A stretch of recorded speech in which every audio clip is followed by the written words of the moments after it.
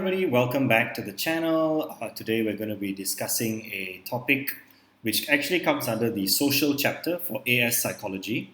I've already covered, I think, Yamamoto in my previous videos, but I didn't do Milgram and Pilyavin. Reason being because Milgram and Pilyavin are very, very detailed studies. There's a lot of information and it's really challenging to do slides because there's a lot for me to type and copy and paste, and there's just a lot of information to synthesize and put it nicely on slides. So that's why it's taken me so long. But thank you for your patience. I know many people have been requesting for Milgram. It is quite an interesting study, and if you recognize the picture that's on my cover, right? This picture is actually one of the concentration camps in Germany, right? During Nazi Germany, when the Nazis were basically controlling the whole of Germany and killing lots of people. Really very sad and tragic. They often sent them to these concentration camps to be killed. And this is actually one of the inspirations behind the study that Milgram did on obedience. But before that, I've got something exciting. So first of all, I want to say a big thank you. If you're watching my video right now, yes, I'm saying thank you to you. Why am I saying thank you? Well, because thanks to your help, I've achieved 1,004 subscribers so far as of the time of this video. And when you hit 1,000 subscribers and I've also got 5,000 hours of watch time, I now qualify for the YouTube monetization program, which means that I'll earn just a few cents from YouTube videos, ads that play on the videos. The ads can be annoying, but as someone like myself, I'm currently unemployed. I lost my job because of the pandemic. And because of that, I'm always looking for ways to earn an income, and hopefully I can earn something sustainably online with YouTube videos. I don't know how far this will go, but I would like to appreciate each and every one of you. If you're watching this video, you've helped me come far. Please do share it with your friends. Ask them to help me out as well by subscribing, liking, and commenting on my videos so that I can get more views and more hours of watch time. But thank you. Really appreciate your help.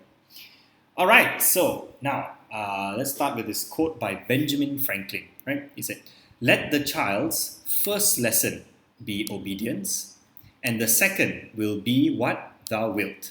Now, what is he saying? He's basically saying that if you teach a child obedience first, you can basically make them do whatever you want them to do. Right? So Benjamin Franklin said that recognize the power of obedience in humanity. Right? Now, let me give you a bit of a background of the study by Milgram. First of all, looking at the word obedience. What is obedience? When you follow orders, right? When you listen to what people tell you to do and you do it, right? It is a basic element in human society for sure, right? And it's important because we do have systems of authority, right? Our police, right, is a good example of a system of authority. Our courts, our governments, right? And without these kinds of systems of authority and hierarchies, we wouldn't be able to achieve communal living, right? Wherever you go in the world, any human society, there's always got to be some kind of rules, some things that people have to obey. Either the younger people obey a certain rule, older people obey different rules, and so on and so forth, right? So obedience is an important part of being human, right? In World War II, now millions of people were slaughtered, right? Millions of people. Now we say that, just like offhand, right? Millions of people were slaughtered. I don't think any of us really understand what that feels like unless you lived through a war, right? If you have grandparents who are old enough and they lived through the war, maybe you could ask them to tell you how it really felt like, being surrounded by news of people dying every day. Right? It's very different from our world today, which is fairly peaceful, right? However, when you're a soldier and you're fighting in the war, sometimes obedience seems to override morality, ethics, and sympathy, right? If your commanding officer says, shoot the enemy, and it's another human being, right? You're not supposed to hurt another person, but you should anyway, right? You may not feel comfortable doing it, and a lot of atrocities, a lot of terrible things have been committed in the name of war. And because people are obedient, right? They obey their commanding officers. If the government tells me I need to kill these people, I kill these people, right? Is that the right thing or the wrong thing? That's not what we're looking at today. What we're looking at today is how can obedience drive people to do those things, right? But not all obedience is bad, don't get me wrong. Obedience can be useful as well, right? Obedience can be educative, right? Can teach people things. You can learn kindness. You can learn how to be charitable. These are things that also tie in with obedience, right? If someone tells you do good, you obey that philosophy of life and you do good. Give to the poor. Put a certain amount of your money every month aside for charity and so on and so forth. Right? Now, what were the aims of Milgram Study? To investigate how obedient individuals would be to orders received from a person in authority. So that's important. How people obey a person in authority. Look at this picture of this dog. Hello, doggy. I think it's an Alsatian. And obviously the trainer here holding on to the dog. And oftentimes obedience training for dogs, very effective, right? Teach dogs how to roll over, sit still, come, and so on and so forth, right? So obedience training is, you as the owner, you're the person in authority, and the dog is taking orders from you, right? So how would humans do that? And also whether or not people would be obedient, even if it would result in physical harm to another person. So that's really the crux of it. Would you obey someone? If I told you right now, all of you listening, okay, I want you to push someone off the edge of a cliff. Please don't do it. But if I told you to do it, would you do it? Would you do it? Right? So obviously, most of you say, no, I wouldn't do it. I would never do it. Even if you paid me money, I wouldn't do it. Right? Most of us think that way. But let's see what results Milgram cooked up in his lab. Well, he didn't cook them up, but what results he obtained. It's a better way of saying it. Now, the research method and design is a little bit different from usual. First of all, the design is a very unique term. We call it a controlled observation. So you've learned about different kinds of experimental designs. For example, an experiment, quasi-experiment, correlational design, and stuff like that. Milgram Study is called a controlled observation. So it's very close to an experiment, but not quite. I'll explain why in a moment. Right? So subjects or participants were observed and their behavior was recorded. Right? So it's an observation, that part. It was done in a laboratory setting, right? So it was done in a lab. Therefore, there is some level of control. So that's why I call it controlled. And some of the variables have been manipulated and controlled. That's why it's a controlled observation, right? The IV in this study, you can consider it to be authority. Now, again, please, a disclaimer. It's not exactly an IV, right? And I'll explain why at the end of the slide. But just keep in mind this just for the sake of example. Let's just call the IV authority for now, right? And the DV is the level of obedience, right? This is operationally defined as the maximum shock of voltage administered before refusing to go any further.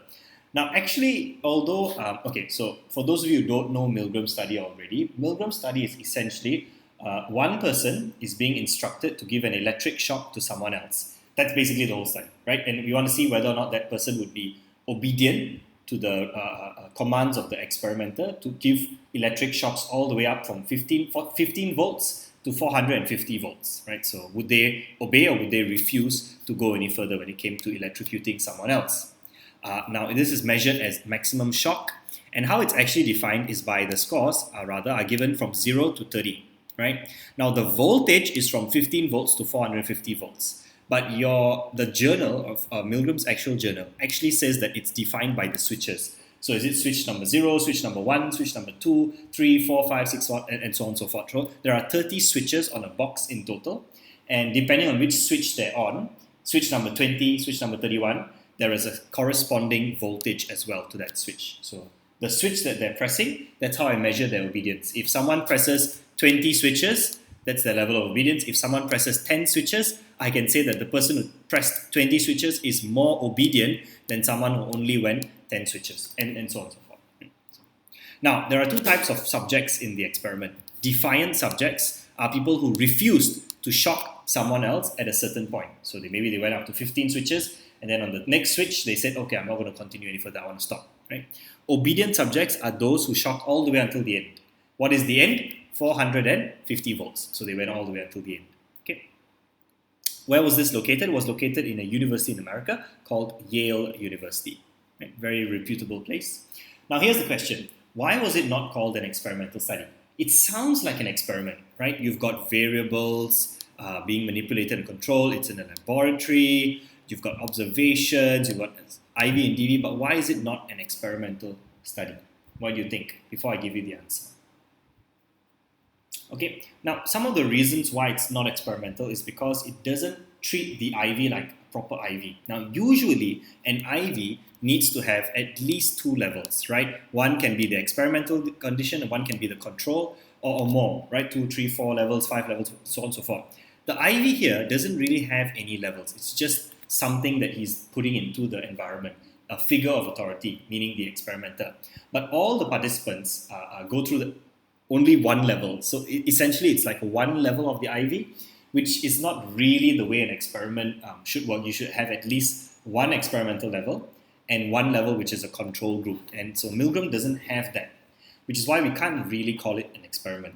He also doesn't have any random allocation, so a random allocation, right? You know what random allocation is? Is when you take all your your subjects, and you randomly allocate them to the groups that you're supposed to have. So if it's two groups, experimental and control, you randomly allocate them to experimental or control. But you see, Milgram doesn't have that. He doesn't have that random allocation. He doesn't have a proper IV. He doesn't have random allocation, and that's why it's not called a experimental study. We call it a controlled observation because yes, it's in a lab. Yes, he does manipulate some variables, but it's not fully experimental. Okay, so let's look at that sample. Right, 40 participants between the ages of 20 to 50. Right, so off the bat we can see it's not a huge sample size. It's not tiny, so it's not like 10. You know, he's got more than 30, so that's decent, but not great. Only 20 to 50 is a fairly good age range, right? They were all males, so only one gender. It's quite limiting, right? They were all from a place called New Haven and also the surrounding communities. So I assume somewhere nearby Yale University, right? It was also volunteer sampling. Remember what volunteer sampling is? It's when you recruit people using advertisements, right? Or you put a poster in a magazine, so on and so forth, right? So he did it using a newspaper advertisement. I'll show you that in a moment. He also did it in such a way where he wrote that, we're looking for people from a variety of different job backgrounds, postal clerks, high school teachers, salesmen, and so on and so forth. There are actually a few examples, quite a number of examples. I usually tell my students it's good to memorize at least 2 examples. When you see a list of examples like this in any A-level study, just pick out 2 that you can easily remember and keep that in mind, because sometimes in your exam, you'll be required to answer that way. He also sampled a variety of education levels. So some of them had low education, some of them were highly educated with doctorates and so on and so forth. He also paid his participants, right? So this is not common for the A-level studies that we've looked at so far under the AS syllabus. Usually participants are not paid. Sometimes they're given a token, but in this case, they're being paid a total of $4.50. At the time of the study, I guess this is a fair amount of money. At the time when the study was done, this is a pretty decent amount of money. $4 was for the study itself, and 50 cents was for any car fare involved. So this is actually what the newspaper advertisement looked like, right? So just like that, those were the days, right? People used to read newspapers. We don't do that anymore. Now everything's online. So you can see here, persons needed for study of memory. Memory? That's interesting.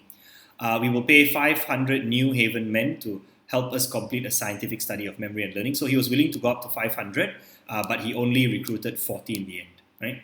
You'll be paid $4 plus 50 cents car fare for approximately 1 hour of your time. So very short, just 1 hour, you get $4.50. No special training, education, or experience is needed. We want people from all sorts of professions, right? So it's kind of like open to everybody. All persons must be between the ages of 20 to 50. High school and college students cannot be used. If you meet the qualifications, please fill this up. And you just basically cut this out and send it over, right? So this was the time of newspapers where people cut out stuff and send it in the mail and so on and so forth, right? So, but notice what's happening here. Can you spot the deception? Where is the deception in this? It's right in the title. Persons needed for a study of memory. Was it really a study of memory? No, it was a study of obedience, right? So it wasn't about memory. Okay, now moving on. So let's look at the people involved. So these are the personnel. Personnel are people who are involved in the study. Sometimes you can refer to them as stooges as well, if they're in on it, right? So there's one experimenter, right? He's not Milgram, right? This is not Milgram, right? This is a separate person who acts as the experimenter. I got this picture online. I'm not sure if this is what the guy actually looked like, but basically it was a 31-year-old high school biology teacher. He had a very impassive manner, stern appearance, so not very emotional, right?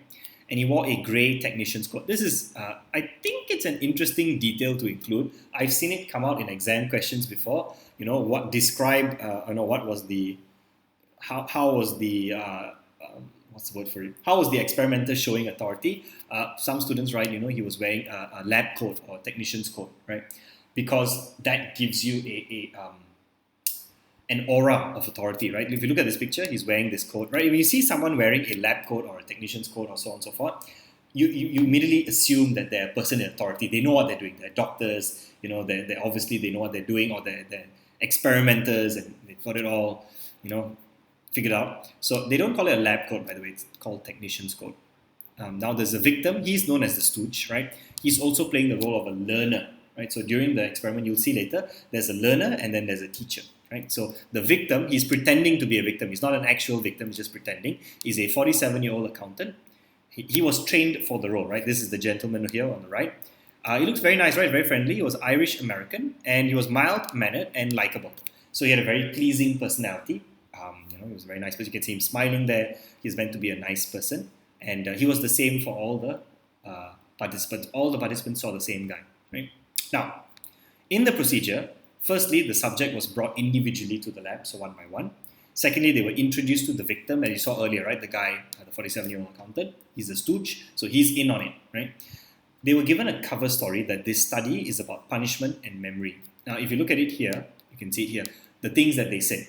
But actually, we know very little about the effect of punishment on learning, because almost no true scientific studies have been made of it in human beings. For instance, we don't know how much punishment is best for learning, and we don't know how much difference it makes as to who is giving the punishment, whether an adult learns best from a younger or an older person than himself, or many things of that sort. So in this study, we're bringing together a number of adults of different occupations and ages, and we're asking some of them to be teachers and some of them to be learners. And we want to find out what effect different people have on each other as teachers and learners, and also what effect punishment will have on the learning in this situation. Therefore, I'm going to ask one of you to be the teacher here tonight, and the other one of you to be the learner. Does either of you have a preference? Okay. Basically, this is all part of the deception, right? With capital D, right? Because it's not about punishment on memory; it's about obedience. But we're fooling or we're deceiving participants into believing otherwise, so they don't figure it out.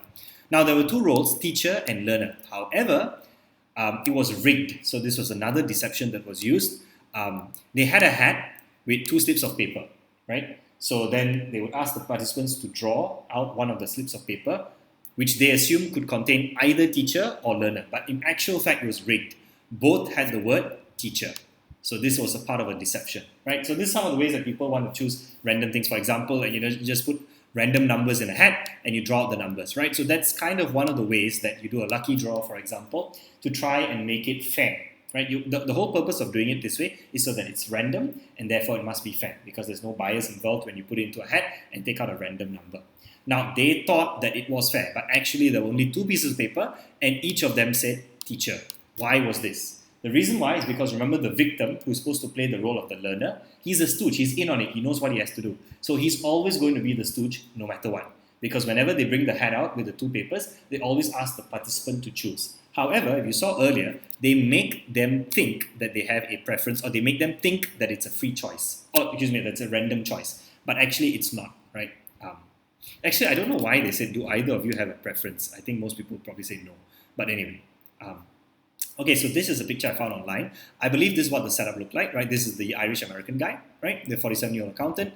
And I believe this is the experimenter. I'm assuming this, I'm not sure if this is one of the participants or maybe just a helper, perhaps. And you can see them strapping him up to an electric thingy. Oh, sorry, no, this is the thing that he uses to answer. So he's going to put some answers, 1, 2, 3, or 4. And on his hands here are the electrodes being attached, right? To give him an electric shock. So he's sitting down in a chair, receiving electric shocks. Now, both of them, before the experiment starts, of course, both of them were brought into an adjacent room, right, where the learner, which is the victim or the stooge, this guy, is strapped to an electric chair. So they've done the picking out the paper. Now they're going to show them what the experiment's going to look like. They use straps to prevent excessive movement on his hands, right? They attach electrodes to his wrists, right? They also put electrode paste to avoid burns. The electrode is then attached to a generator, which is in the next room. So this guy is in one room, he's the victim, the stooge, and in another room, right, is where the teacher is going to be, right? So the wires are all connecting to the other room. Now, they can't see each other. There's a wall here. You cannot see each other, right? But when he presses a button here, on the other side, a box will light up with either 1, 2, 3, or 4, and you can see what answer he's answering. Okay. The learner asked about the shocks, and the experimenter said, so learner is this guy, he's the stooge. He's in on it. He knows what he needs to do. Everything is scripted. So he asked the experimenter, hey, what do the shocks feel like? And the experimenter always says, although the shocks can be extremely painful, they cause no permanent tissue damage. Now remember, the learner knows this already. He's only asking so that the subject can hear. So the subject knows that, oh, okay, so it's going to be painful, but not permanently damaging, right? Now, what did they have to do? They had to do something called a learning task, right? This was done by the participant on the learner. So the teacher, right, this is the teacher, all the participants were teachers, and they had to teach the learner some words, right, as I've shown you here, so some paired words. It's called the paired associate learning task, right? The subject reads a list of word pairs, for example, apple, pen, cat, dog, plane, train, right? Then the subject reads the first word of the pair and 4 possible answers to that word. So for example, I say now, apple, answer is either 1 cat, 2 dog, 3 plane, or 4 train. Oh, sorry, no, I should say apple, and then answer is either 1 pair, 2 cat, 3 dog, or 4 plane. And then the person has to press the number 1 if that's the right answer, which is pair, right, for number 1. So the learner, which is the stooge, has to indicate which of the 4 terms was originally paired with the first word. So if they get it right, pair, then they get it right. If they answer another one, they get it wrong, then they get shocked. The learner presses 1 out of 4 choices of buttons, which will light up with the numbers 1 to 4 on a box on top of the shock generator. The shock generator is on the participant side of the room, the teacher side of the room. The shock generator is not seen by the stooge, which is the victim, right? The subject can see it, not the victim. Okay? This is what the shock generator looks like. It looks very professional, as you can see, and it's very important that you please pay attention to all the details of the shock generator. Right, Milgram has given very, very precise details about it, and we should pay attention. Right, so the shock generator had 30 lever switches, as I mentioned here, 30 switches. Right, that's how we measure it, and it's all in a horizontal line, clearly labeled with voltages. Right, from 15 to 450, 15 volt increments. So it starts with 15 and it goes 30, 45, and so on and so forth. Verbal designations were also given to 4 groups of switches. Right, we'll show you what they are. So slight shock, moderate shock, strong shock, very strong shock, intense shock, extreme intensity shock, danger, severe shock. Sorry, I think that's a typo, not 4 groups. I think there was more than 4. 1, 2, 3, 4, 5, 6, 7. And then there was also an additional one, which was XXX. So yeah, it's 1, 2, 3, 4, 5, 6, 7, and then 8. Right? Last 2 switches had the mark XXX, so ignore the 4, sorry, I think that's a typo. So there were 8 groups of verbal designations, right? These are verbal designations. Above that is the voltage, right? I'll give you a close-up. Oh, I don't have, I think my next picture is a close-up, right? So on the shock generator, when a subject presses a switch, right, a bright red light turns on above the switch, an electric buzzing sound is heard, a blue light labeled voltage energizer flashes blue, the dial on the voltage meter swings, right? It just swings like that. Oh, sorry, that's a terrible drawing. You also hear some relay click sounds. So all of this makes it seem like the shock generator is really legitimate. But in actual fact, it's not. It's completely fake, right? It doesn't actually give electric shock, right? On the upper left-hand corner, they had a label shock generator type ZLB, Dyson Instrument Company, Walton Mass, output 15 volts, 150. So it looks very, very authentic, right? Panel of the machine is engraved by Precision Industrial Engravers. So it wasn't a piece of cheap plastic. It was a good-looking panel. All components were made in high quality, right? Here's a close-up. So here it's important you pay attention, remember what the title, I guess you can call it the brand, right? Here's the voltage energizer, which flashes blue every time they press the button. Here's the pulse frequency, voltage meter, that's the one that swings to the right, every time they press something, right? The red bulbs light up when they press the button. They click the switch, right? So here's slight shock, moderate, strong, very strong, intense, extreme intensity, danger, severe shock, and then XXX for the last 2. I assume this just means death, right? They don't even write it, just put XXX, right? And every time they press it, the light comes on, the blue light flashes, the blue light comes on as well, this one comes on, and also the voltmeter moves, right? So it looks really convincing, and if you played around with it, you would actually think that you are legitimately shocking someone. Oops, sorry. Oh no, I gave you the answer, right? So the question I usually ask my students is why? Why was the shock generator made with such great effort and detail? Why? Well, primarily so that it looks authentic, but why is that important? Right? Why is that important? So I ask my students, most of my students can just repeat what I say. oh, Mr. Ross, it's so that it looks authentic. And I'm like, yes, but why? That's not answering the why. So as I drink some water, think about the why.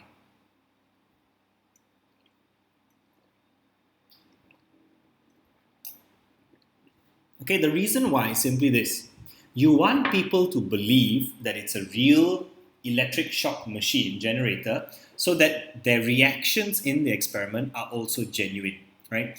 If people know that it's fake and it's not a real electric shock generator and the other person is not actually receiving anything that's shocking, then they will obviously not react in a natural way. You want them to react naturally, believing that it's true, believing that they're actually being forced to obey someone in order to hurt someone else. That's the whole point of the experiment. Would you obey someone if you knew you were hurting them? If you know that it's fake, then you don't realize that you're hurting them, then obviously it wouldn't apply to you, right? So you want the experiment to be more valid, it needs to be authentic. Now, did anyone suspect the electric shock was fake? No. According to Milgram, in his study, it says that no, the participants did not suspect it. They all believed that it was true. He does say there were some minor exceptions, I think, or maybe some of them believed it more than others. But in general, when I read the journal, it gives us the sense that everybody pretty much believed it. Maybe one or two may have been suspicious, but everybody pretty much believed it. Okay. Now, here's a fun fact. There was actually a simultaneous research being done around the same time by a guy named Bus. Okay, I don't know if it's a guy or girl, but a person named Bus in 1961, also using a shock generator. Now, Bus and Milgram did not know that they were both doing similar work, right? They did it, investigators proceeded in ignorance of others' work. They didn't know that, right? Milgram provided plans and photographs of his shock generator experimental procedure and first results from a report to the National Science Foundation. This report received only limited circulation. Bus reported his procedure 6 months later, but to a wider audience, right? And so both of them were doing very similar studies, and sometimes that happens, right? Convergently, two experimenters had a similar idea, right? So there was a sample shock that was given, right? The subjects give a sample shock before doing the PET. Oh, excuse me, I think that's a... I think that's a typo. I better change that before I make a mistake. Subjects receive a sample shock, right? Subjects receive a sample shock. So what happens here is that, as you saw earlier in the picture that I showed you, right? The victim is the one being attached with the wires and he's supposedly going to get electrocuted. But we want the subject to also receive a little shock, right? So they feel what it feels like, right? Before doing the pad word task,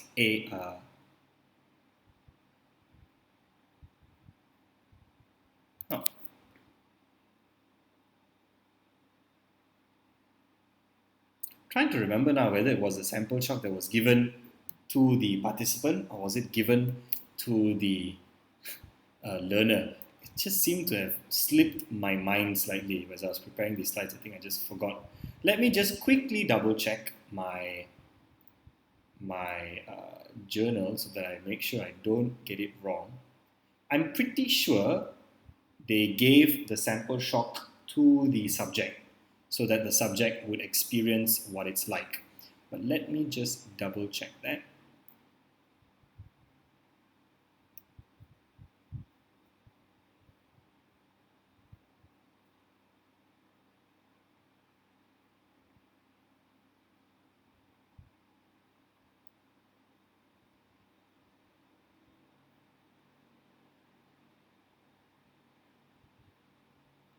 Yes, okay, so I was right. So the subject is the one receiving the shock before the experiment starts. So basically the person who comes in as the innocent person who doesn't know anything, he's the one being deceived, right? So they get a shock of 45 volts, which is the third switch on the generator. It's applied to their wrist and the sample shock is real.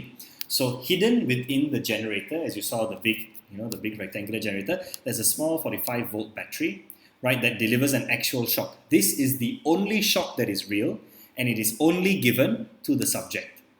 So then obviously the question is, why do you want to shock the subject? I thought experimenters are supposed to protect their participants from harm.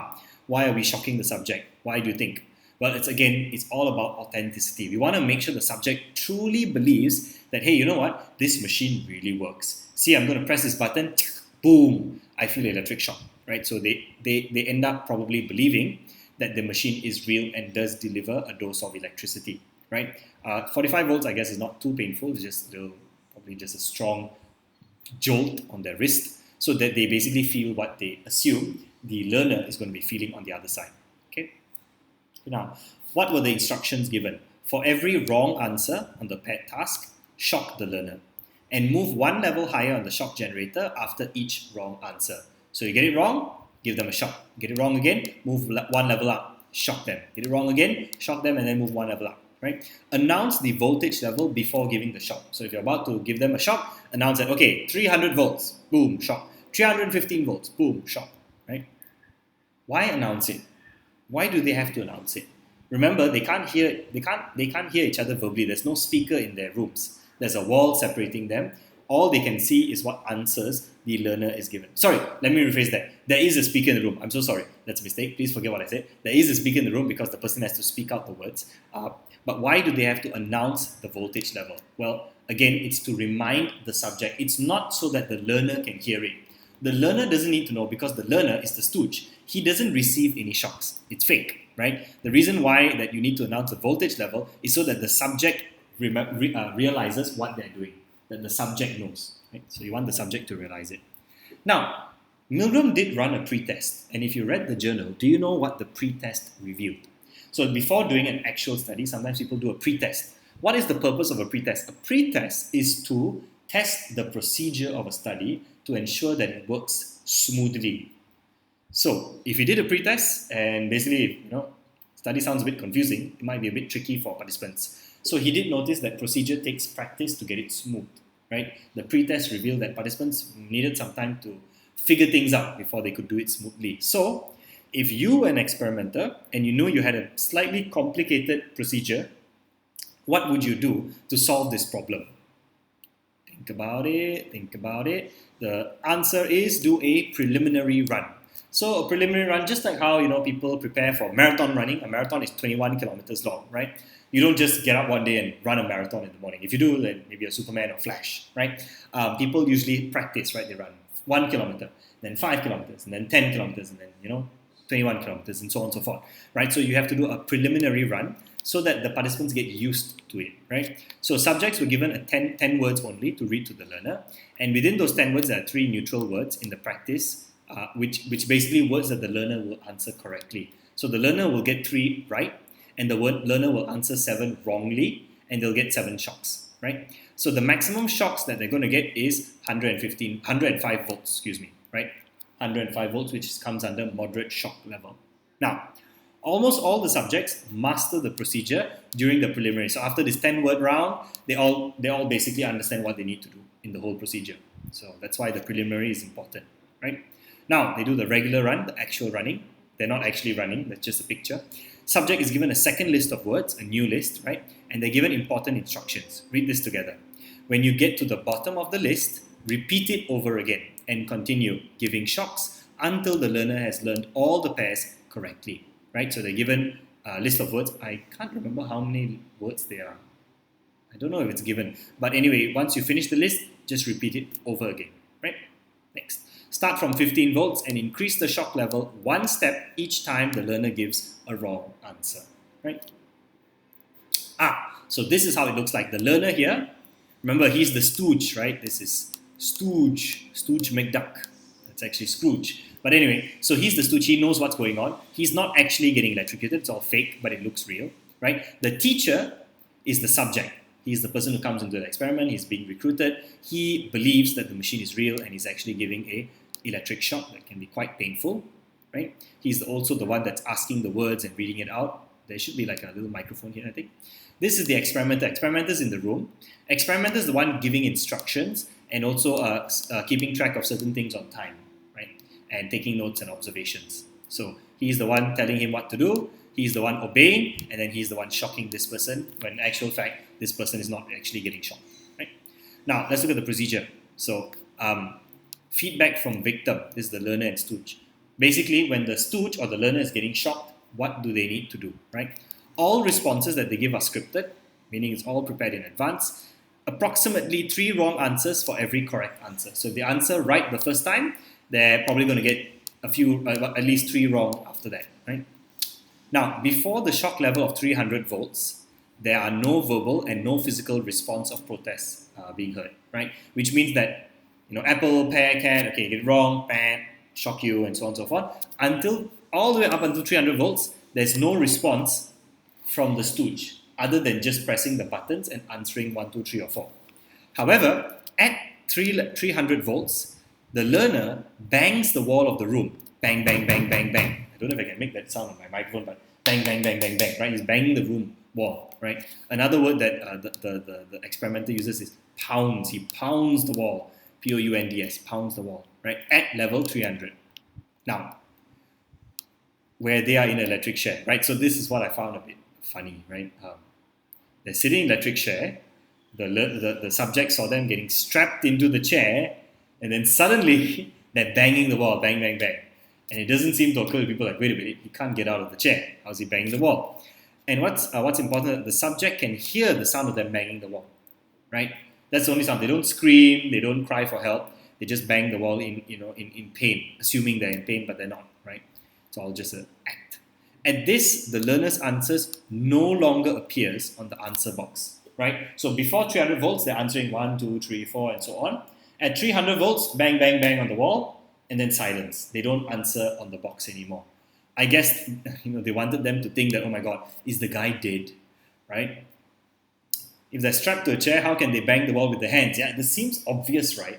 But I suppose when you're in the actual situation, you're not thinking about that. You probably just think, oh my God, I killed someone, he's not answering. Oh no, he's banging on the wall, what have I done, right? So you don't even stop to think that, hey, wait a minute, he's strapped to a chair, he can't get out, right? Now, ask yourself, what would you do if you were the one giving the shocks? Do you think that you will go up to 300 volts? Would you electrocute another human being with 300 volts of electricity? Would you do it? I don't know, ask yourself. You don't have to answer, you can comment below if you want. Would you do it? Most of us probably assume that we wouldn't, right? We all think we're very compassionate human beings. Probably, no, I would never hurt a fly, right? Now, we're going to see the results of Milgram Study in a minute, right? Now, feedback from the victim continued. So, subjects usually turn to the experimenter for guidance.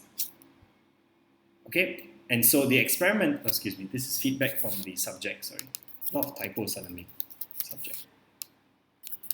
Teacher. Oh, sorry, no, I was right. What is wrong with me today? A lot of errors. But yeah, so what happens is that the subjects usually turn to the experimenter for guidance when they hear the banging on the wall and they don't see the answers coming up. So they usually look at the experimenter and say, hey, something's not right here, right? What do I do? The experimenter then tells them to treat absence of an answer as a wrong answer. So if you don't answer, it's wrong, right? Similar to an exam. If you leave an exam question blank, it's basically wrong. You get 0, right? And to shock them according to the schedule. Increase it 1 step each time, right? So the experimenter says, okay, if they don't want to answer, that's fine. Consider it incorrect and then shock them and increase it, right? But the experimenter also advised them, wait 5 to 10 seconds before considering no response as a wrong response. So they ask the question, okay, apple, is it 1 pear, 2 train, 3 plane, or 4 car, whatever. And then for 10 to 15 seconds, 5 to 10 seconds, no response. Shock, bang, right? So, and move on higher, 15 volts, right? After the 315 volt shock, the learner repeats the wall banging, right? So they bang the wall at 300 volts, and then they do it one last time at 315 volts. After that, no more responses at all, and no more answers. So they just bang the wall twice, 300, 315, but from 300 to 315 is just one level higher, right? 315 is just one level above 300. There are no more answers being given, right? And then after 315, no more responses out, no more banging on the wall, right? Now, experimental feedback. So the subject sometimes looks at the experimenter, for advice, right? And the experimenter has to do something called prodding, right? Experimenter should have their responses standardized. In any good controlled experiment, everything has to be standardized. So if the subject somehow displays that they're unwilling to continue, either they say, I don't feel comfortable doing this, I don't want to continue, or they get up and they try to leave, right? 4 prods were given in this order, right? The tone of voice that the experimenter used was firm but not impolite. So what are the prods? Prod number 1. Please continue or please go on. So let's say during the experiment, the subject says, you know what, I don't feel comfortable doing this, I don't want to shock him anymore. Please continue. Please go on, right? So That's prod number one. And let's say they still don't want to do it. The experimenter then continues by saying, the experiment requires that you continue. And then they say, no, I really don't feel comfortable doing this. It is absolutely essential that you continue. And say, no, I don't want. I think I should quit. You have no other choice. You must go on. So as you can see, it's increasing levels of intensity of command. The experimenter tells them basically, you have to continue doing what you're doing. Right? Keep shocking them, even if you don't feel uncomfortable. Now, if after prod 4, they still don't want to do it, then the experiment is called off. Right? If they just get up and they want to leave, it's called off. But before that, they have to go through the 4 prods. And usually around here, sometimes around prod 2 or prod 3 or prod 1 or so on and so forth, people start to shock again. Right? Okay. Now, there were also special prods for special occasions where if the subject asked whether the learner could possibly face permanent physical injury, so they're giving them shocks, hey, Mr. Experimenter, is it possible that I might be hurting the patient permanently?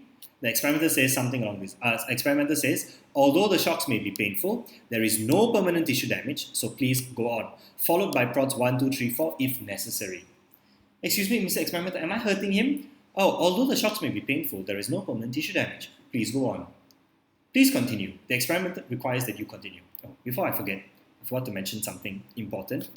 Right? When it comes to things like these examples of prods, please memorize all the prods. I've seen questions come out where you have to mention the exact prod for number 1. Please memorize all the prods. I don't think it's very difficult to memorize these 4 prods. Literally just 4 sentences. Please memorize them because it can come out in the exam, and it's also really good, examples that you can give for standardization, right? You can memorize the special prods if you want as well. I think it's good to memorize at least one of them, right? If the subject said something along the lines of, you know what, Mr. Experimenter, I think the learner doesn't want to go on. He's not making any noise. The experimenter says, whether the learner likes it or not, you must go on until he has learned all the word pairs correctly. So please go on, followed by prods 1, 2, 3, 4 necessary, right? So recording was done. Most sessions were recorded on magnetic tape. Some photographs were taken through one-way mirrors. Notes were kept on any unusual behaviors. And sometimes additional observers were asked to write objective descriptions of the subject's behavior. Right? So there are a variety of different recording processes happening. The latency and duration of shocks were also measured using accurate timing devices. What does latency mean? Latency means the time taken to administer the shock, if I'm not mistaken, and duration of the shock is how long they administered the shock for. 5 seconds, 10 seconds, 20 seconds. How long did they take to administer the shock? 10 seconds, 20 seconds, 30 seconds, right? So they measured this during timing devices. But most of the data there was not in the original study. We're only going to focus on some things. They also did interviews after the experiment, right? Subjects were interviewed, right? With open-ended questions. Right, questions like, I don't know what the actual questions were, but we'll look at some samples later. Right, projective measures. Again, it's not specified by the journal, but I believe it's the one where you look at things like you look at a picture of a Rorschach test, some random stuff here, and then they ask them, what do you see in this picture? Right. They also were given attitude scales. We don't know what the attitude scales are. It's not written in the original study. Right. Oh, sorry, I did a little, should fix that up. Sometimes when I prepare my slides, I forget. I want to put animation. Please excuse me as I animate my slides embarrassingly like this. All right, so debriefing. So there was a debriefing. There was that. Remember, we had deception in the beginning. Milgram uses this word dehoaxing, which I've never seen anyone else use, but he uses it, so that's fine. It's the same thing, right? Hoaxing is to do a hoax is basically to deceive someone. I lost the word there for a second. Right, so to de-hoax is to debrief, right? To de-deceive, is that a word, de-deceive? Anyway, so there was a friendly reconciliation session between the subject and the victim. Right, so the subject who came into the experiment and he, is very stressed by shocking all these people. Right, and at the end of the session, like, hey, by the way, this is the victim. Hey, actually, it's fine. It was all just a deception, right? He was not actually being hurt, right? And also, effort was made to reduce any tensions which came from the experiment. I don't know what effort exactly, because it's not written specifically, but I know that they did have some kind of a reconciliation session between the learner and the subject. Okay, what else? Now, why is debriefing important? Why is debriefing important? Some students say because it's the right thing to do. Yes, that's true. It is the right thing to do, but why? Well, it's because so that people can live in a state of well-being. Or sometimes we write live in the same state that they arrived in, right? So that's one of the reasons why we need to debrief people, is because if someone comes in a neutral state and your experiment is really stressful, it's making them shock people and they're also stressed out about it, and then you let them live in a stressful state, that's not good. They should live in the same way they came in. That's what is ethical, right? They want to make sure that they live in a state of well-being, right?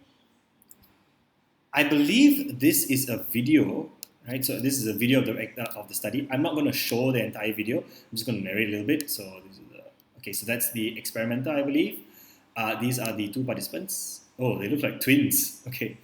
Okay, this guy is a hat. I think this was the stooge, and this is a random participant, and this is the experimenter, right? So goes on with the experiment, and okay, this is the experimenter giving instructions to this adult on how to deliver the electric shocks using the words here and reading out the words. So looking at the levers, how does it work, testing it out, and so on and so forth. And this is the guy in the other side of the room. Other side of the room, he's the one being strapped to the chair, and later on the electrodes are placed to him. But there's no shocking that's going on. Oops, sorry. Actually, if you can find this video online, I forgot what it's titled, but you just type Milgram Study and stuff like that, you'll find this video and you can actually watch this guy, one of the participants, talking back to the experimenter and complaining, is like, who's going to be responsible? I don't want to go on, and so on and so forth. So that's important. You can see what the reactions were like and how reluctant he was to continue. And he kept talking to the experimenter and saying, who's going to be responsible? The experimenter said, don't worry, I'll be responsible. And then only then he continued, right, when the experimenter took responsibility for it, right? So yeah, that's basically it. You can go and watch the study for yourself. Okay, now that you've heard about the experiment, how do you think people responded? So how do you think the 40 participants responded? Do you think they all went to the end, right, of 450 volts? Did all of them just stop at 100 volts and say, no, this is wrong, this is unethical, this is not moral, I have better values than this? What do you think? Right? Let's see. So before we go into the actual results, Milgram actually did some predictions, right? He asked 14 Yale seniors, all of whom were all psychology majors, for their opinions, right? They were given a detailed description of the experiment, and they were asked to plot the distribution of obedience of 100 Americans of diverse occupations and ranging in age from 20 to 50. These were the sampling criteria, right? He wanted a lot of Americans from diverse backgrounds and also age range of 20 to 50. Now, he didn't get 100 Americans, he only got 40, but they basically asked the psychology majors to predict, right? What do you think would be the distribution of scores? Would it be normally distributed? Would people be more obedient, less obedient? What do you think? Now, most of them who predicted were in agreement with each other that only a minority of people will go to the end. The range was 0% of people will go to the end being 450 volts, right? Some people said nobody will go to the end. Some 3%, right? Some people said 3% will go to the end, right? The class mean was only 1.2%. So out of 100 people, only one and a half people, or maybe 1 to 2 people would go all the way to the end. 98 people would never do such a thing. The most pessimistic student said out of 100 people, only 3 would go to 450 volts, right? So most of them agreed that, I don't think people are going to shock to 450. The colleagues of the researcher were also casually asked, right? Milgram asked his colleagues of their opinion about this, and most felt that only a few people would go beyond very strong shock. They didn't even believe that people go all the way to the end.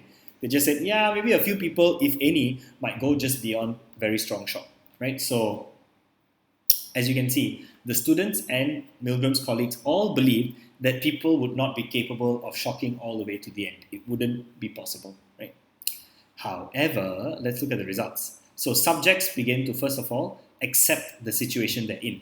Most subjects were convinced of the reality, so it should be the reality, of administering shocks. Most of them were convinced about it. And they believed the most potent shocks were indeed extremely painful. So like 300 volts, they believed that it was painful. Why do we know this? What's the evidence? The evidence was in one of the interview questions. How painful to the learner were the last few shocks that you administered to him? Right? So that's an open-ended question, right? How painful do you think it was, right? Oh, excuse me, my mistake. It was a closed-ended question because it was on a 14-point scale, right? So it was not open-ended, it was closed-ended. Why? Because there are a 14-point scale given, from not at all painful to extremely painful. So they can mark on 14 points, is it painful, not at all painful, extremely painful, super incredibly extremely painful, and so on and so forth, right? The mode of the answers was 14, and the mean was 13.42. Now, most of you are familiar with mean, but what does mode represent? In fact, sometimes the mean is not the most valuable measure of central tendency, right? When you're looking at a distribution of scores, there's the mean, the median, and the mode. And if it's a normal distribution, all three lines exist in the same line, right, in the middle, right? But what is mode? What does mode mean, right? What does mode mean? Excuse me, right? So this one looks like if you have a left skewed diagram, which means you have it heavy on one side.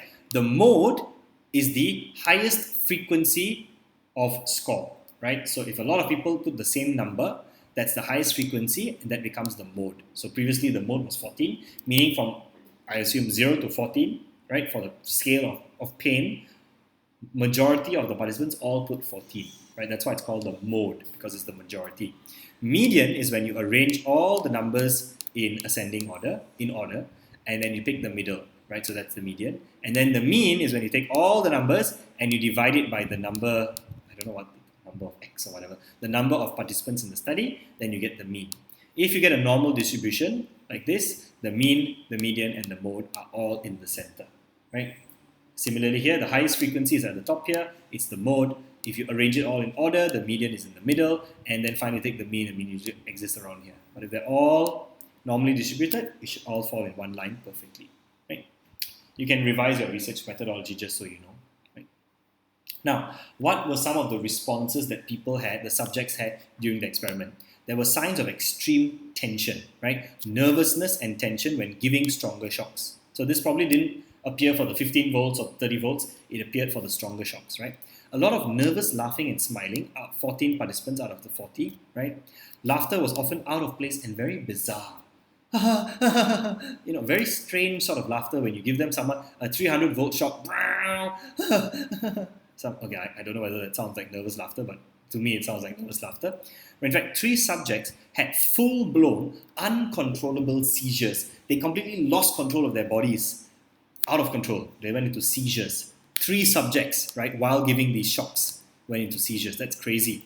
One seizure, in fact, was so violent that the experiment had to be stopped because of the seizure, right? If you want to see what a seizure looks like, it's very serious. Go on YouTube and look for seizure videos, and you can see people are just like, wriggling on the floor, and they just cannot move, and they're shaking, right? All their muscles are, tight, right? Who was the person who had a violent seizure? Was a 46-year-old encyclopedia salesman, and he was seriously embarrassed by what had happened, right? In interviews, when people were interviewed about their behavior, subjects explained that they were not sadistic. I was not hurting him because I'm sadistic. I didn't want to hurt him for pleasure, right? That's not why I was laughing. Right? The laughter did not mean that they were enjoying shocking the victim.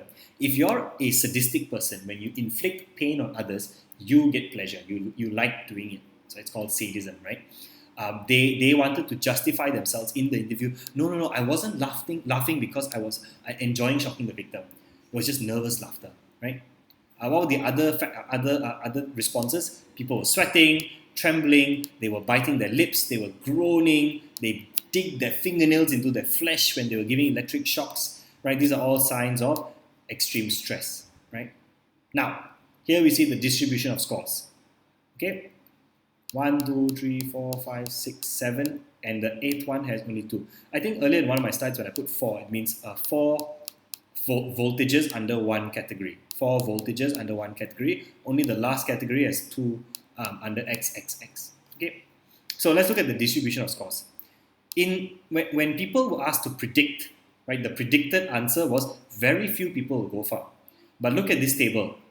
Here it is the distribution of break-off points, right? So when did people break off from the experiment? In other words, defy the experimenter and say, no, I don't want to continue. Did anyone do it for the first few shocks? No, none of them did it. Moderate shocks? No, none of them. Strong shocks? No, none of them broke off. Very strong? None of them broke off. Intense shocks?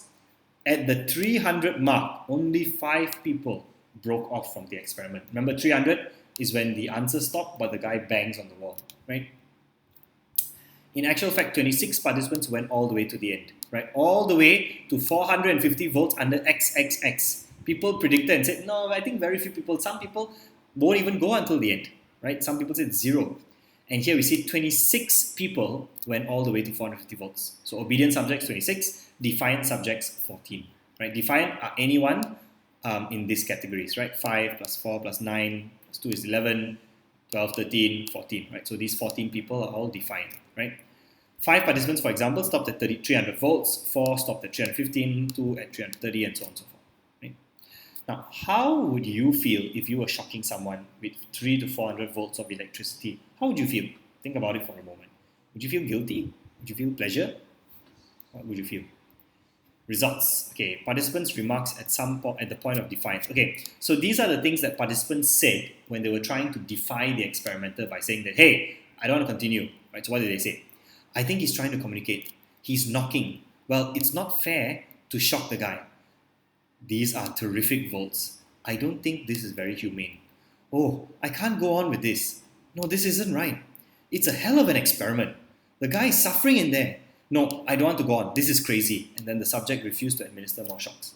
So as you can see, there's a lot of stress and tension in the participants, right? As they're administering the shocks, actually they don't really want to, right? But they continue to do it. Most of them continued. Some of them defied, right? He's banging in there. I'm going to chicken out. I'd like to continue, but I can't do that to a man. I'm sorry. I can't do that to a man. I'll hurt his heart. You take your check. No, really, I couldn't do it. The word check here in America refers to money, right? So when you go, I've worked in America before, and I'm sure you've seen from my previous videos, right? And in America, they use the word check, sometimes to refer to the bill or the money that they're being paid, right? Like a check. Even though it's just $4.50, they use the word check to refer to it. And this guy didn't want the money anymore. He said, just keep the money. I can't go on, right? Keep the money. I can't go on, right? He probably thought that he had to go on because of the money, which is not true. The experimenter actually told them you don't have to go on because of the money is yours even if you don't want to go on.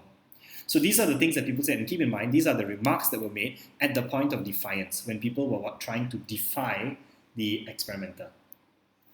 Okay, what were the results? Participants' responses, very agitated, some even got angry. Sometimes there were less verbal protests and more like just physical. Subject just stood up and wanted to leave. They didn't even bother fighting with the words, they just stood up and they just indicated that they wanted to leave the experiment. Right? At the end of the experiment, when subjects either broke off or completed the 450 volts, obedient subjects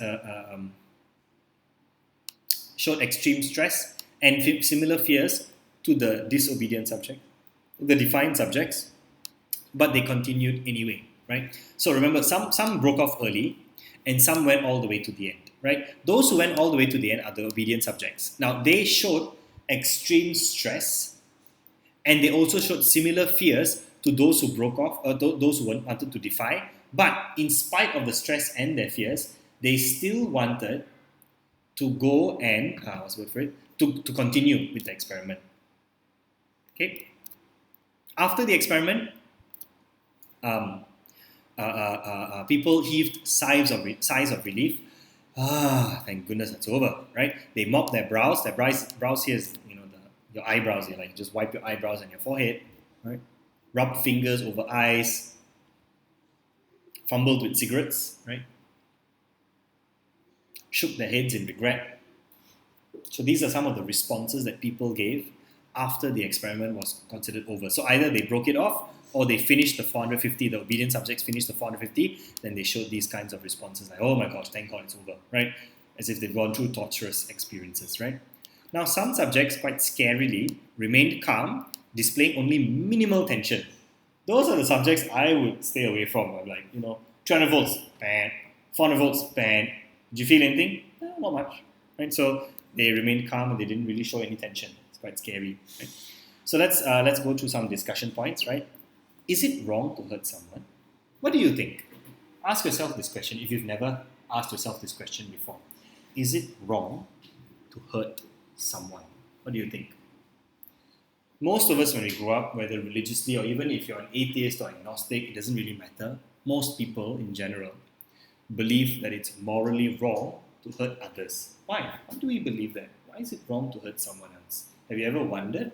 It's an interesting question, a philosophical one, philosophy is all about questions and answers are up to you. But let's discuss some other things, right? Everyone knows from childhood that it is morally wrong to hurt others. Right? Before that, there are two surprising findings we'll look at. The first one is the level of strength of obedience that people display. Right? So that was quite surprising. Why? Because from childhood onwards, we know that it's wrong to hurt other people. All of us know this, right? Intrinsically, extrinsically, one way or another, we all know it's wrong to hurt people, right? but 26 people seem to abandon their sense of morality and continue shocking people with 450 votes, right? Why? Well, they followed instructions from someone in authority, but the thing is, that person couldn't really enforce his demands, right? At the end of the day, who's pressing the switch? It's the subject. The experimenter does not take your hand and press the switch for you. You can still say no. Verbally, the experimenter can try and encourage you and command you to do it, but you still have to obey. And that's what was surprising, the strength of obedience, that even though someone in authority couldn't enforce their demands on you, right, they still followed. In fact, if you disobeyed, there was no punishment. You didn't lose anything. You still get paid, right? You still get paid your $4.50 or your $4 or whatever it is, right? There was no punishment. The experimenter doesn't hit you. It doesn't punish you, right? Unlike, for example, if you're in the military, right? If you're in the army and you don't follow an order or you disobey a direct order from your superior, you can get court-martialed, right? You can get shot in some places, right? Death for mutiny, right? But the responses show that punishing the victim goes against their values. Now, what do I mean by this? When you think about it, as they were shocking the victim, in this case punishing the victim, right, for getting the answers wrong, when the subjects were doing it, it seemed to go against their values of humanity, their morality, right? Why? Because they were acting in a very stressed way. They really they felt uncomfortable, they didn't want to continue, so they knew that it was wrong, but they did it anyway. That's the whole crux of his study. People know when it's wrong to hurt people, others, but out of our obedience to a figure of authority, we do it anyway, right? Some showed deep disapproval, calling this experiment stupid and senseless, but the majority of people followed and continued shocking till the end. That's the scary part. Right? Now, if you're in the army, what happens? Right? As I said earlier, people give you an order to follow. Shoot that man. Do you shoot? Do you follow your captain's orders? And then do you not take any responsibility? No, I don't feel responsible for his death. I was just following orders, people say, right? So that's a lot of things to think about in terms of morality, in terms of obedience, right? And Milgram's study gives us an insight into that understanding, right? What else was surprising? Okay, we're still on the strength of the obedience, right? Now, what else was surprising was predictions were made that were completely different from the results, right? Psychology students predicted it, lecturers predicted it, right? The predictions are also, but you must consider, although they were different, predictions are still less accurate. Why? Because they just answered questions rather than actually seeing the experiment or going through it, right? If I ask you, how do you think Milgram's experiment results would have come out? You didn't go through it, you just read about it, or you just understood the gist of it, the details of it. You haven't really seen it or experienced it. You may not be able to give an accurate prediction because you don't know what it actually feels like, right? So there was a severe underestimation of obedience. People really underestimated how much people were willing to obey in terms of punishing someone else, right? It was also very surprising to observers. Remember, they had observers watching from a one-way mirror. From behind one-way mirrors, observers were in disbelief. They would utter statements of disbelief like, oh my God, I can't believe it, right? Even though these observers knew the situation, they were watching it from the mirror, they can see what's going on. They still underestimated the level of obedience that people displayed to deliver powerful shocks. People who were looking and watching it happen also felt a sense of incredible disbelief. Oh my gosh, I can't believe he's going to shock that guy, right? They just couldn't believe it, that people were willing to obey to the point of shocking to incredibly, as they assumed, painful shocks. Right? Here's an interesting one. Assume the subject. Okay, people, generally it was assumed that the subject would break off or continue based on their conscience, right? This was the second surprising finding of extraordinary tension, right? As we saw earlier. Results show that although there was severe distress, people still continued, right? One observer recorded this example. Let's read this.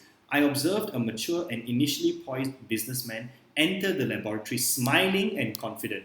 Within 20 minutes, he was reduced to a twitching, stuttering wreck who was rapidly approaching the point of a nervous collapse. He constantly pulled on his earlobe and twisted his hands. At one point, he pushed his fist into his forehead and muttered, "Oh God, let's stop it." And yet, he continued to respond to every word of the experimenter and obeyed to the end. Isn't that scary? Right? When you're put in a position, in someone who has authority tells you to do this.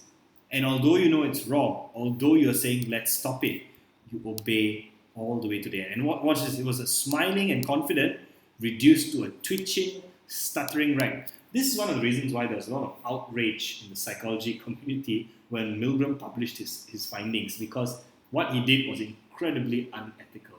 To reduce people to a twitching, stuttering wreck is extremely unethical. So let me just put the animation for this, which I forgot to put in. There we go. Let's go to the next slide. Which slide am I on? There we go. Okay, here we go. So those are the surprising features, right? The level of strength and also the extraordinary tension that people went through, the distress. Now, let's discuss some of the features that explain obedience. So why did people obey to the extent that they did, right? The whole purpose of psychology is to not only understand human behavior, but to be able to predict it. So we need to know what are the factors involved that influenced obedience, right? Firstly, the location could have played a role, right? The picture on the right here is a picture of Yale University, as you can see here on the right. It's Yale. Yale University has a very strong reputation. It's a very reputable place of learning and education, right? And so people who go there, obviously, if you're doing an experiment in Yale, you're going to assume that the workers or the staff are competent and they know what they're doing, right? Nobody is going to ask me to do anything illegal or kill someone with electricity. The people here, they know what they're doing, So that's one of the reasons why you may be tempted to obey, because you believe that the place that you are in is reputable. What else? Experiment is a worthy advancement of scientific knowledge, right? They know that this experiment is not being done for fun. He's spending money, he's putting us in this laboratory, he's taking all this effort. There must be a reason that it's meaningful, right? It must be meaningful and significant for me to be a part of it, right? Maybe I should just obey because it's a worthwhile cause, right? Voluntary as well, because the victim was perceived to have volunteered, right? Remember, although the stooge is in on the experiment, he knows exactly what's going on. He also comes to the experiment pretending to be another volunteer. And then the experimenter says, welcome everybody, one of you is going to be the teacher, one's going to be the learner. But the stooge already knows he's always going to be the learner. But the subject doesn't know it, right? But the victim, the victim is perceived to have volunteered, meaning that the subject, when you shock the victim, in your head, you're like, okay, but he volunteered for it. They're not being held captive against their will. And because of that, they have an obligation to the experimenter to participate. So yeah, the person getting receiving the electric shocks may not like it, but he volunteered for the experiment. He should just go ahead with it. He's obligated. He should just listen to the experimenter and just finish the experiment, right? Because he's a volunteer. So that may have led to people being more obedient because they're like, okay, the guy has to, listen to the experimenter too. What other features? The subject also volunteered for the experiment, right? So if I'm participating, I also volunteered. And because I volunteered, I may also feel obligated and committed to finish the experiment because I volunteered for it, right? So that might also be a triggering factor. What else? Payment was made, right? Getting paid obviously enhances obligation to do something. If I pay you money and I tell you to do something, you're more likely to do it than if I had not paid you, right? That's common sense. But it can also be argued that they were not pressured. Now, some people, half the room will probably say that yes, they were paid, that's why they obeyed. It's not because they're evil, it's because you paid them money, right? The other half might say, but no, they were not really pressured because the experimenter actually said this. Of course, as in all experiments, the money is yours simply for coming to the laboratory. From this point on, no matter what happens, the money is yours. So the experimenter actually reassured them that even if they had left the experiment or quit, the money would still belong to them.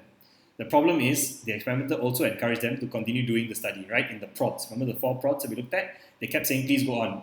You must go on, and so on and so on. When you say things like that, obviously you're going to trigger obedience, right? Fun fact, does payment really affect obedience? What do you think? Well, in the journal, they also noted that 43 subjects, which were undergraduates at Yale University, were run in the experiment without payment, right? And the results are very similar to those obtained with paid subjects. So that's interesting, right? They ran the experiment twice, one with payment and adults, and one without payment, and they used students, and guess what? They found similar results. So that's interesting. Even though they removed the payment option, people were still willing to obey. So obviously, there are other factors involved here, not just payment. So number 6 was perceived random roles, right? Subjects believed that the roles were determined by chance. Remember, there was a hat, and inside the hat, there were 2 pieces of paper. Both pieces of paper said the word teacher. They were rigged, right? It wasn't random, but the subject believes that it's random. And if it's random, then it's determined by chance. And if it's determined by chance, therefore it's fair. You have a 50% chance, I have a 50% chance. And because it's fair, they shouldn't complain no matter what role you got. Because they're thinking, if I got the role of this, or if I got the role of that, I shouldn't complain because it's fair. There was no bias in the choosing of the role. But actually it was deception. A good example to think about is in the army, for example, people cast lots sometimes to choose someone to go on a dangerous mission. And you just have to bear it responsibly. They give everybody they often say that who drew the shortest straw. And that's one way of drawing lots, right? You give people a bunch of straws, but one straw is shorter than the rest. And whoever has the shortest straw, guess what? They are the one who is chosen by random, fair chance, to bear the responsibility of going on a dangerous mission. And they should just be sportsmanlike about it and just bear it, right? So this may also influence people's level of obedience because they're thinking to themselves, you know what? It was randomly decided. They should follow the role that they've been given, right? There's also a sense of ambiguity. Right? What is ambiguity? Ambiguity is when something's uncertain, right? So it's ambiguous on the exact rights or limitations of the experimenter or the subject, right? As a subject, as a human being, what are my rights in this experiment? What if it's your first time going for a study and you don't know what your rights are? You don't know that you have the right to get up and leave whenever you want. Or you're not sure. It's ambiguous because you don't know. The experimenter is telling you to keep going on, but you know your right is to leave. So what do you do? Right? So it's ambiguous. There's also ambiguous to the limitations of the experimenter, right? Actually, what limits the experiment? What limits does the experimenter have? Can they force me to electrocute this guy? To what extent can they impose their authority on me, right? Also, the experiment was done in a closed environment. It was just in one laboratory, right? The subject cannot discuss or figure out standards of behavior for such a unique situation. If you were with a group of friends saying that, hey guys, I think this is not right. Yeah, I think it's not right too. Maybe we should stop doing it, right? So there's a different element there. But when you're alone in the room with just an experimenter, you don't have time to discuss and figure out actually what is the right standard of behavior for such a unique situation. Most people would not be in a situation where you are forced to electrocute people, right? Next, shocks were also presumed to be not that serious, right? Subjects were assured that shocks are not permanently damaging, right? So pain and discomfort is temporary, right? Versus scientific knowledge which is very long-lasting, right? So yes, we know that they're experiencing pain, but the pain is temporary. Compared to scientific knowledge, that's very long-lasting. It's very, it's enduring. So maybe it's okay that they receive a bit of pain because at the end of the day, they're not being permanently damaged, right? Even though at the end of the shock generator, it says XXX, right? And that's obviously indicates some form of death, I assume, right? What's next?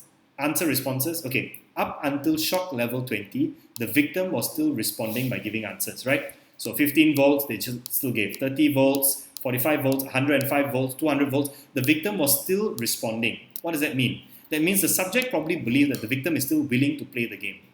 Like, hey, the victim has been answering all this time, every single question they're answering and getting shocked and answering and getting shocked. So obviously they're still willing, right? And maybe they're still willing, I should continue with my obedience because they've obviously shown that they still want to continue doing it, right? What's next?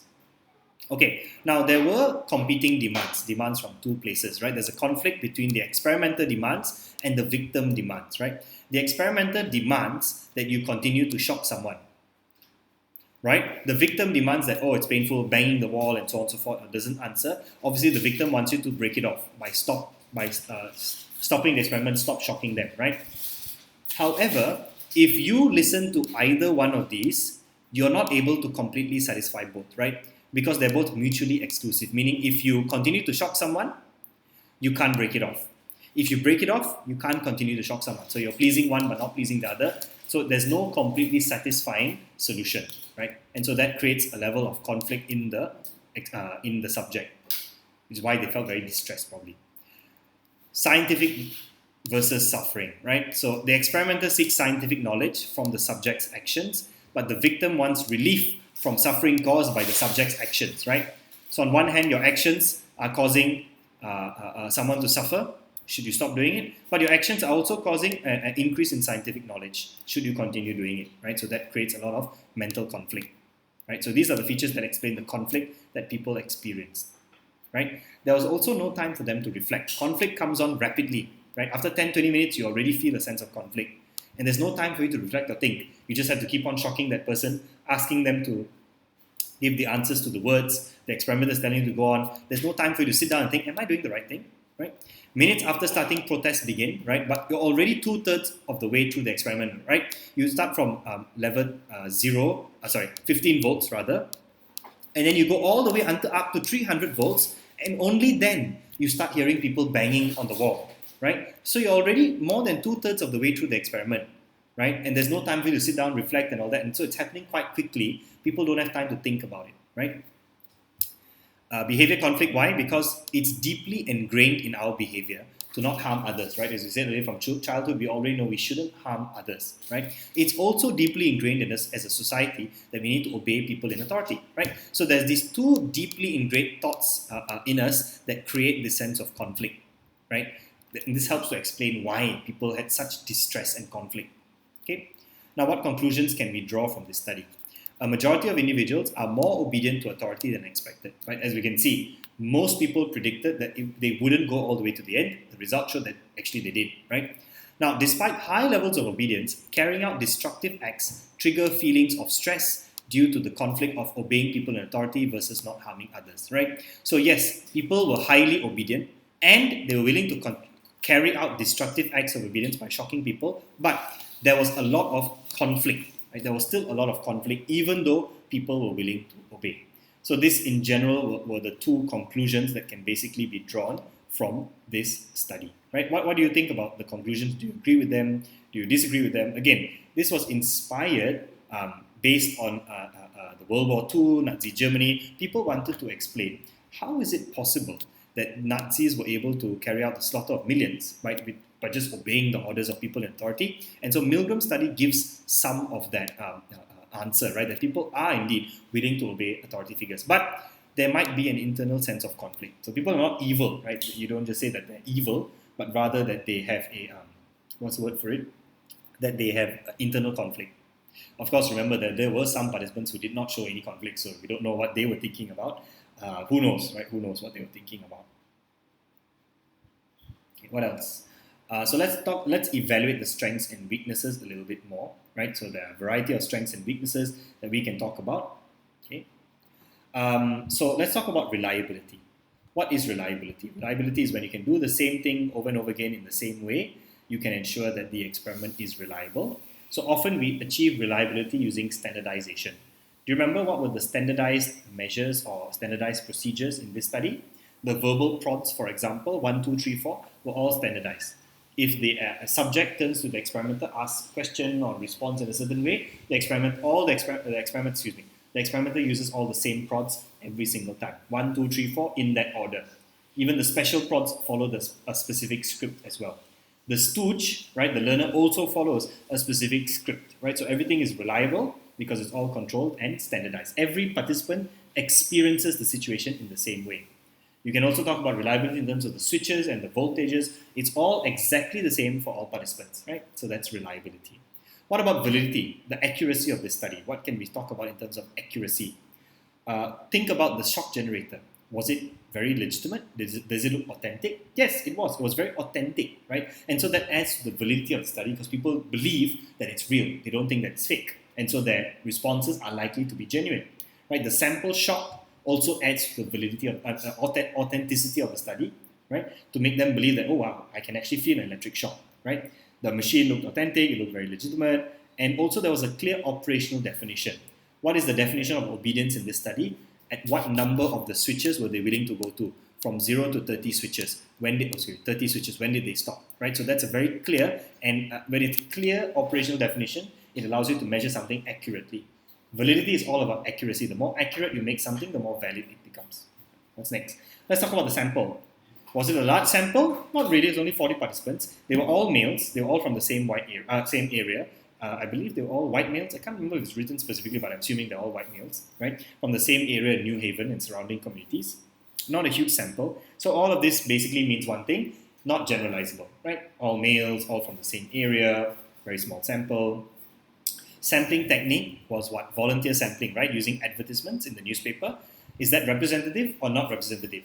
It is not representative, right? The only representative sampling method in your syllabus is random sampling. Volunteer sampling is not representative. Why? because you don't know the kinds of people who are going to respond to a newspaper survey. It's very biased. It's probably the same kind of person, right? It takes a certain kind of person to respond, cut out a newspaper cutting, write their name and respond, right? It's not just random, it's a specific kind of person. That's why it's not representative, because there's a lot of bias in that sampling method, right? However, on the plus side, sampling also was done with a wide variety of age range, right, from 20 to 50 years. So there was a fairly wide variety of ages of participants.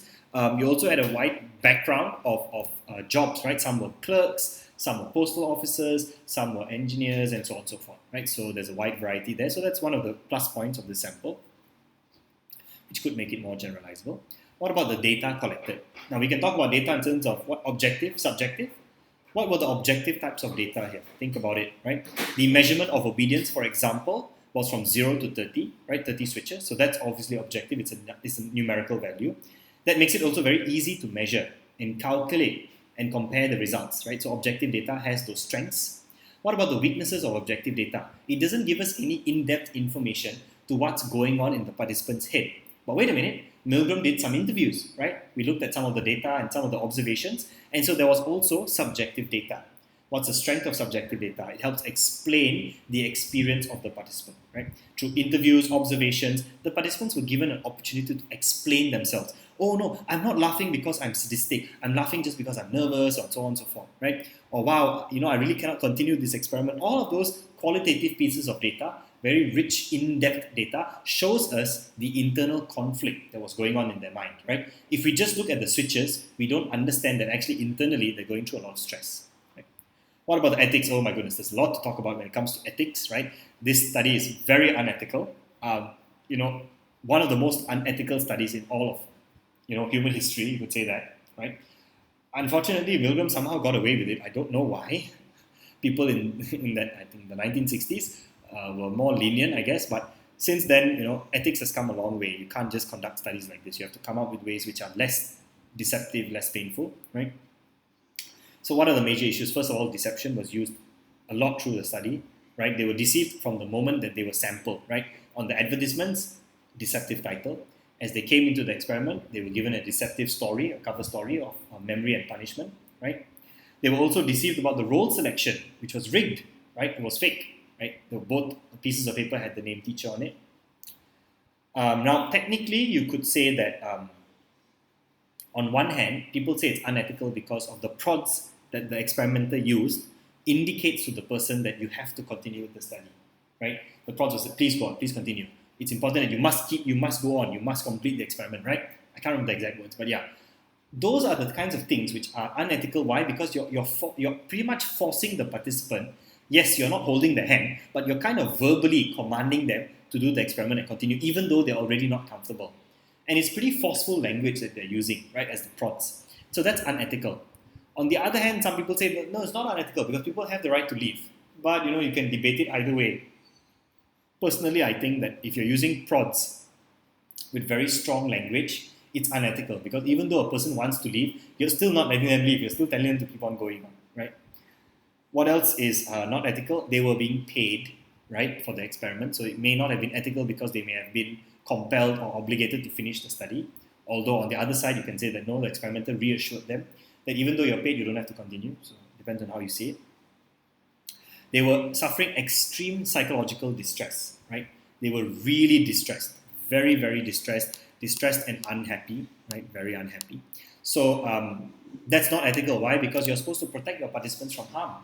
If someone is psychologically distressed, you're not protecting them from harm, right?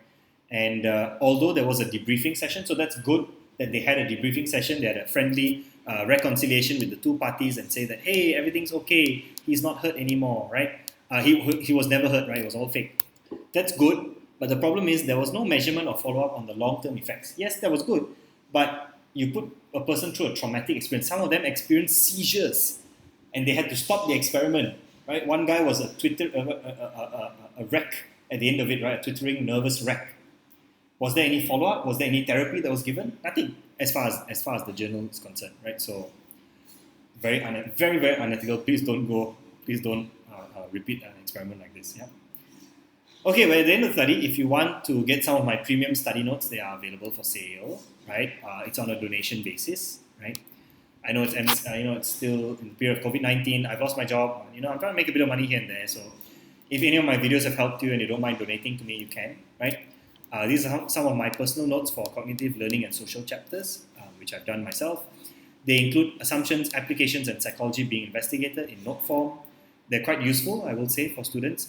I've also included all the past year papers and marking schemes from the year 2018-2021. 2020. I'll be updating this soon. It's on a donation basis, so you can pay whatever you feel comfortable paying. You just go to this link, tinyurl.com/premium notes, and you'll get a copy of my premium notes. You just have to email me the receipt of your payment. I accept money through PayPal. You can even pay me on Bitcoin or whatever you want. Just contact me. You can comment below on YouTube. You can find me on Instagram. My name is Ross Stevenson. There I am. That's my real name. That's really what I look like. Eternally surprised at the world. And that's my real hair, in case anybody was wondering. That's my real afro hair. You can find me on Instagram. Feel free to follow me if you want. I have no problem with my students or my YouTube followers following me at MagicRoss7 on Instagram. Please do help me out. Although I've reached 1,000 subscribers, I really could use more because monetizing on YouTube is really difficult. You need a lot of views and subscribers before you can make any real money. So please help me out by liking. Please help me out by commenting. Please help me out by subscribing and sharing with others, your friends and whoever wants to watch my videos and learn from them. That would really help me a long, long way. So I would really appreciate that. I hope to continue doing these things, but I can't do it without your support. So if I didn't get support, honestly, I wouldn't be wasting my time doing it.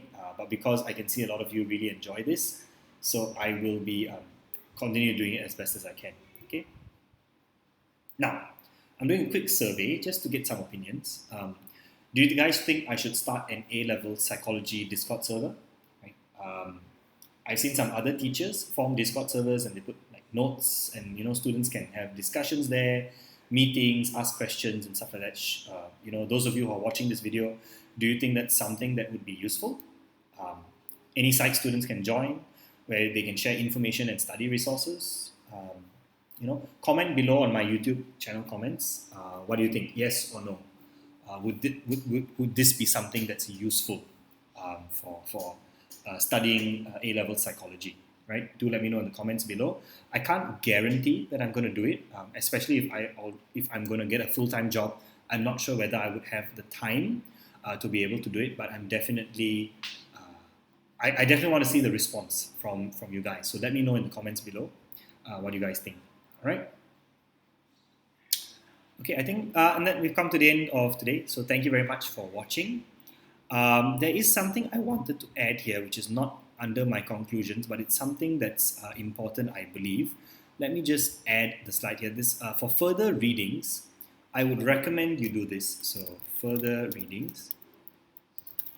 Look up something called the agency theory. Right? This is not in the textbook that I refer to for Milgram Study.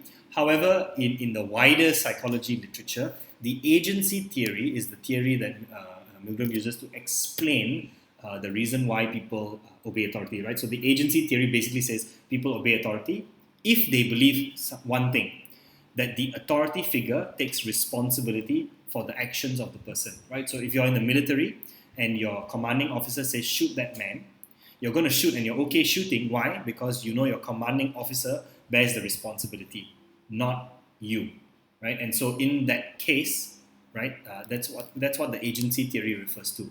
When someone else bears responsibility, you're willing to obey, even to the point of destruction. So please read up on that because that's not directly mentioned in the study itself, but it is the underlying theory that explains the behavior of people that Milgram refers to explain people's behavior. Okay, so that's it from me. Thank you so much for watching, and I'll see you next time.